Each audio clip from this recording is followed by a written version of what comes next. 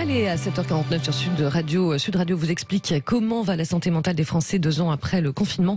On en parle avec notre invité, le docteur David Soffer, pédopsychiatre et secrétaire général de la Société française de psychologie. Oui, bonjour David Soffer. Oui, alors je suis secrétaire général du syndicat des psychiatres français. Ah, voilà, bon, c'est précisé, et vous avez raison de nous le dire, quoi. David Soffer, 2 ans après ce premier confinement, c'était il y a 2 ans, jour pour jour, où on allait nous interdire de sortir, etc. Quelle a été la conséquence sur la santé mentale des Français? Je sais qu'il y a eu plusieurs études qui montrent qu'il y a des effets non négligeables, hein.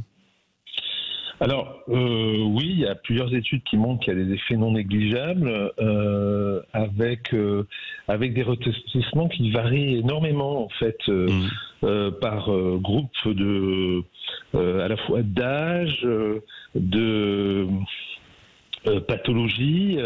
C'est-à-dire qu'on n'a pas les mêmes résultats si on étudie des patients déjà en soins ou déjà connus des services de psychiatrie, si on étudie des groupes d'enfants, d'adolescents, si on étudie des personnes âgées, des gens qui travaillent selon les secteurs.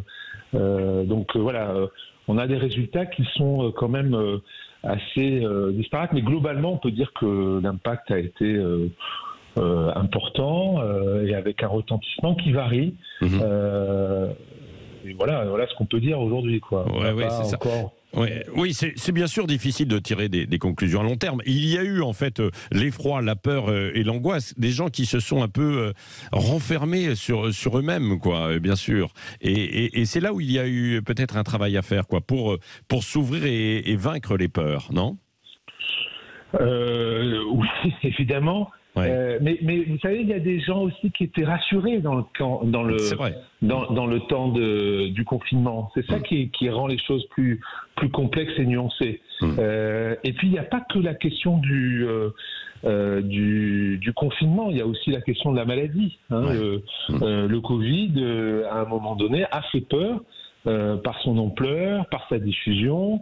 Donc on a des gens qui ont décompensé les formes d'anxiété parce que en vérité ils expliquaient qu'ils étaient très bien dans le cadre du confinement et que ce qui leur faisait terriblement peur, c'est de sortir du confinement et d'être à nouveau confrontés à la maladie. Quand vous avez 60, 70 ans, mais que vous êtes plutôt en bonne forme, vous êtes quand même inquiet de rencontrer ce virus, surtout quand il était dans sa forme, dans son variant le plus agressif, qui a conduit à un nombre important de personnes en réanimation. Et donc voilà. Dernier point, David Soffer, il y avait eu une promesse aussi de prise en charge des gens qui étaient les plus affectés psychologiquement. Est-ce que je crois que c'était 8 séances. Est-ce que finalement les gens sont passés à l'acte, si je puis dire?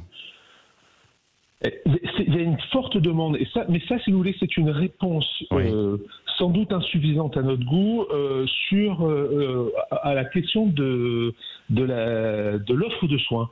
Il y a une offre de soins qui structurellement est déclinante depuis 20 ans en psychiatrie d'une manière générale et en soins psychologiques de façon encore plus générale. Or, les assises de psychiatrie et la proposition de Véran, du ministre Véran, répond que partiellement à ce besoin et fait avec une difficulté, c'est que il y a peu de psychologues qui ont accepté de rentrer dans ce dispositif parce qu'ils considèrent que la rémunération est insuffisante.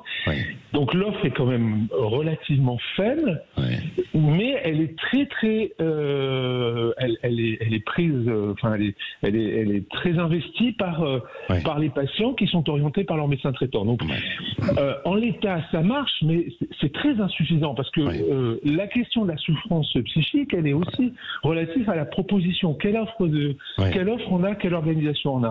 Or, l'organisation là est actuellement est très insuffisante. Insuffisante.